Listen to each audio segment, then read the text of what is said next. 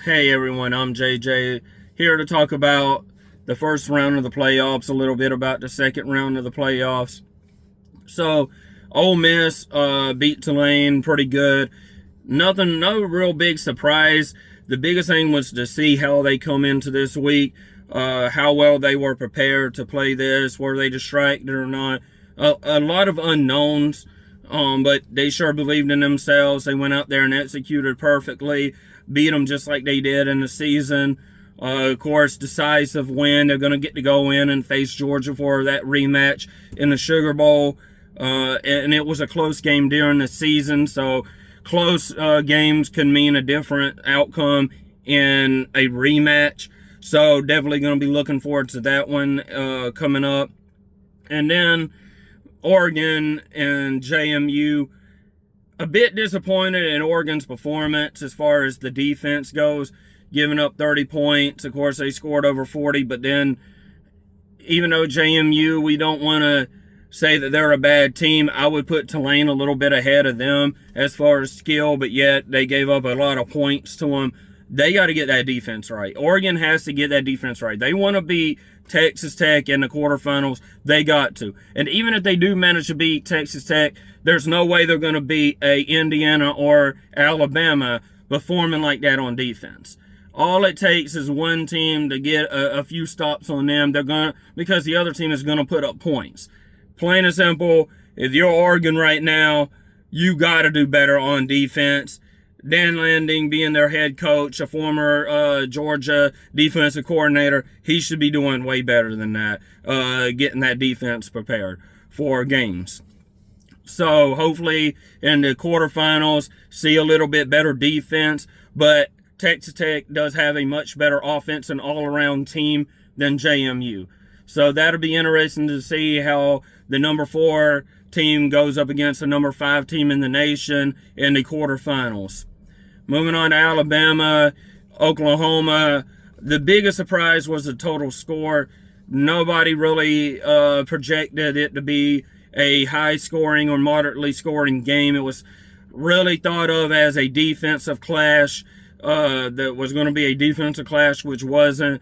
OU came out to a 17-0 point lead and then gave it up with a 27-point run to Alabama. And that's really bad for OU because they do have a really outstanding defense, and they was at home with a rowdy crowd behind them being the 12th man, but yet they still gave up that lead. So why?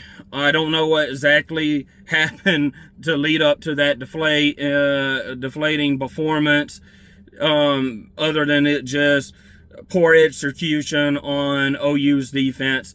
They did get a lot of pressure on Ty Simpson and got him down to the ground a lot of times. I ran a play-by-play of that game and really seen that, and I really thought early on that was going to be a decisive factor in helping them win and maintain that 17-0 lead. But obviously Alabama, despite that, found ways to get plays when they needed them, and that led to the W. So congratulations to Alabama finding a way to get it done and moving on to the second round of the playoffs. And I'm sure right now everybody from Michigan realizes if y'all didn't before, you're not getting Kalen DeBoer. And Alabama's not giving up Kalen DeBoer. Would be really stupid. Would have been really stupid even if OU would have lost. But now more than ever, you better keep looking. So if you're Michigan. So moving on to the Miami game against Texas A&M. Texas A&M performed really poorly. They did really great moving the ball. They had more yards than Miami. They held on to the ball close to 10 minutes more. So they led in time of possession, but they turned over the ball 3 times.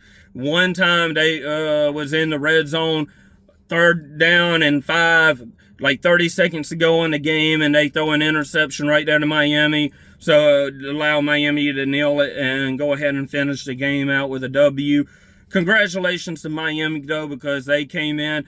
Out of all the teams in the playoffs, they're the ones with the most criticism and like, oh, y'all don't really belong there. but because of the whole Notre Dame thing. But they sure performed against A&M. You got to give them credit.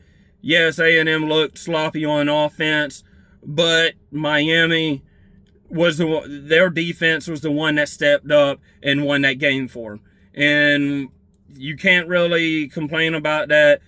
If you're A&M, all you can do is say, "Oh, there's 2026." You'd be upset because you're at home. You have those 100,000+ fans screaming. 12th man was affecting them. You're moving the ball. You have all these statistics that you should have beat them, but you didn't. It was kind of a sloppy, really, performance by both teams. Blocked field goal by Miami, blocked that Texas A&M field goal.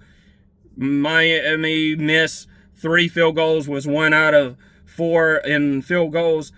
So it was kind of sloppy for both teams, but Miami managed to pull it out, and that's what's important. It don't matter how big the win is. It doesn't matter how pretty the win is. It's the fact you win. And going into a plus 100,000 crowd screaming at you, and then you come out with that W, you did something right, and you survived to move on to Ohio State. They are a bit of a better team than Texas A&M, at least on paper. But again, Miami is not going to want to just roll over and say, "Oh, I can't win." No, they're going to come in and they're going to bring it for real. And of course, that would be a really fantastic matchup if Georgia beats Ole Miss and Miami beats Ohio State, having Carson Beck play Georgia, and Georgia had to play against Carson Beck would be really big. But as we all know, we don't know anything. We can make our predictions, and I certainly will be this coming Wednesday. I'll drop my prediction video of who's going to win. And I was 3 out of 4 this past week, so pretty good. And we'll see what happens. Great quarterfinals coming up round, and a lot more to happen. Transfer portal, even though it hasn't officially opened, is heating up a little bit with talk about who's entering and who's not entering. So just keep press subscribe, like this video, and I will be posting more videos about the quarterfinals and start talking a little bit more about this transfer portal that's going to be coming up. Until then,